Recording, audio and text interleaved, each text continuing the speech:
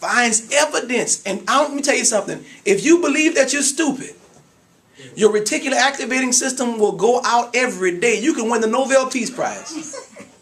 And when you get through receiving the prize and you go sit on the edge of your bed, you can have a laundry list of reasons why you were stupid.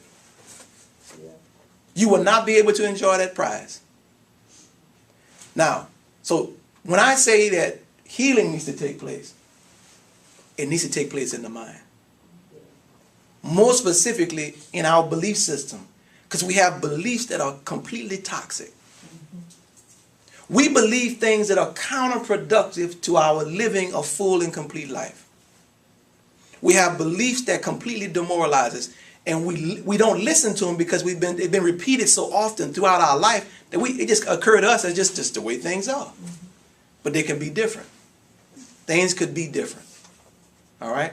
Now, imagine someone who has been abused. The abuse lingers long after the abuse is over.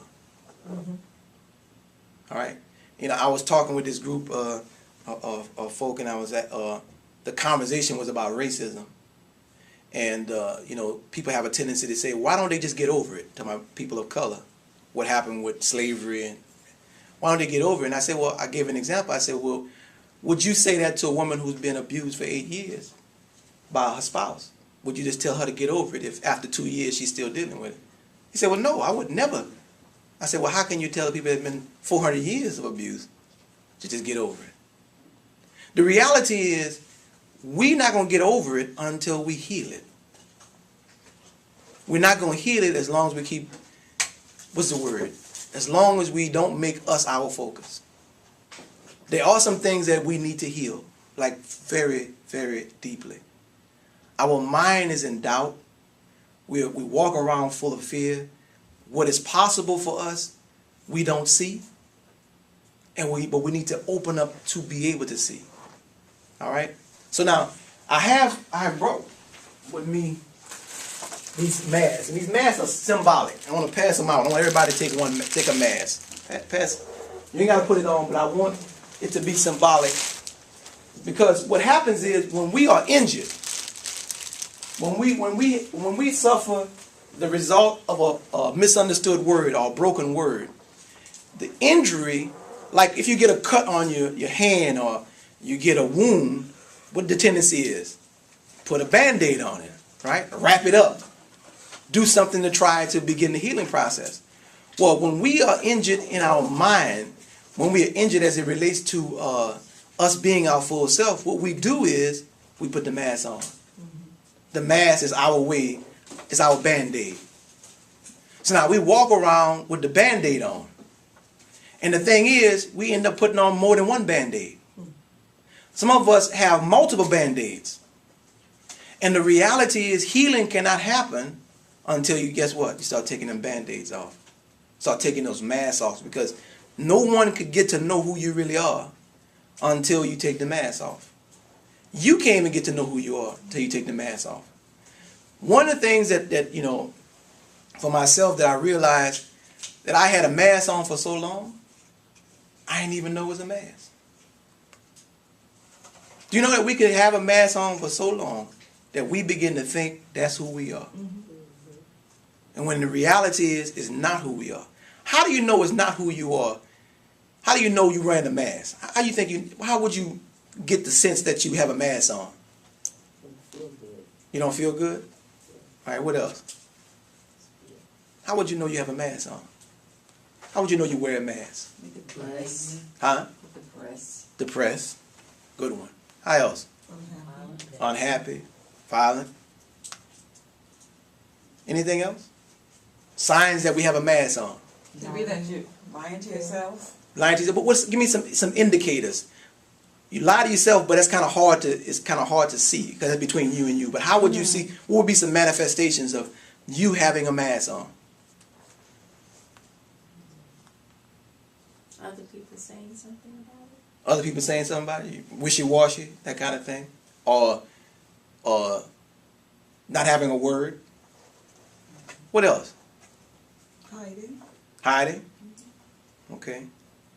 A lot of, the average person you come into contact with has a mask on. Because we live in a world that's constantly causing injury. It's constantly giving a misunderstood word. I remember when I went to this training, they were talking about the misunderstood word. And it was the first time I heard somebody else besides my teacher talk about the misunderstood word. And they were saying that the misunderstood word, you can see it in kids. You go in a classroom, when the teacher is using technology or using words that the kids don't understand, it manifests in their body. They limped over on the chair. They're not paying attention. Their whole body becomes limp. And they were saying how it correlates to the misunderstood word. When we are operating off a misunderstood word, it takes life out of our body. So one of the major signs is depression. Now I remember I went through 16 years of depression. I went into depression at 5 years old. Because after that happened, I went into depression. I didn't want to be in this world.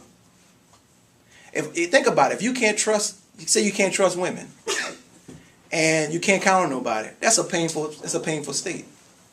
Now, because of that, I want to share with you what happened because of that conflict and agreement. Because I want you to understand that hurt people hurt people. Hurting people hurt people. Everybody that's hurting somebody got a mask on. If you see yourself hurting people, you got a mask on. Somebody trying to hurt you, they got a mask on. When we are mean to each other and say that, that's the mask. That's a part of the mask. It's an extension of it. But I remember, because I had this conflict and agreement, this is how the conflict and agreement worked. Now remember I told you about the reticular activating system. My conflict and agreement is a part of my belief system. It's so deep in my subconscious mind that my reticular activating system is always looking for proof that women cannot be trusted. Every relationship I was in, I was looking for proof. Oh yeah. I was looking for proof even when I didn't know I was looking for proof. I was looking for proof in my sleep. Now I want to tell you something. When you're looking for something, you're going to find it. Yeah. Not only you don't have to look for it, it's going to come to you. Yeah.